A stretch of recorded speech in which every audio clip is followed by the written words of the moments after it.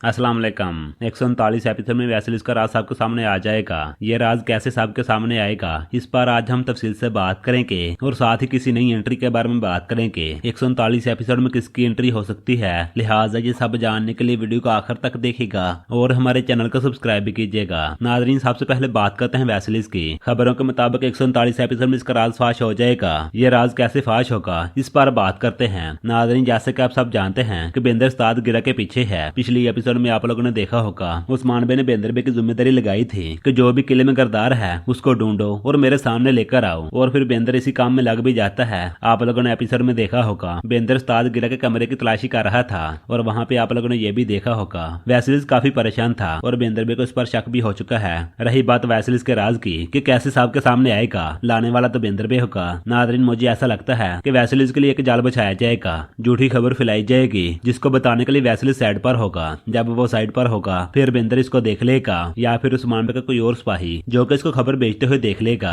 ऐसा कुछ हो सकता है, या फिर ऐसा भी हो सकता है कि कोई वैसेलिस का साथी पकड़ा जाए जिसको जियत दी जाए और पूछा जाए कि यनिशर किले में गिरदार कौन है और वो सब कुछ बता दे। इन दोनों राय में से कोई ना कोई एक सही हो सकती है। तो इसके बारे में आपकी क्या राय है? आप लोगों की जो भी राय हो आप लोग अपनी राय लाजमी दीजिएगा। अगर बात करें नई एंट्री की, उम्मीद की जा रही है कि आने वाली एपिसोड में किसी सरदार की एंट्री होगी। ये सरदार कौन हो सकता है अभी तक ये वाजे तो नहीं हुआ, लेकिन बहुत जल्द वाजे हो जाएगा। जैसे वाजे होगा हम आपको जरूर आगाह करेंगे। इन सब के बारे में आपकी क्या राय है? आप लोगों की जो भी राय हो आप लोग अपनी राय लाजमी दीजिएगा।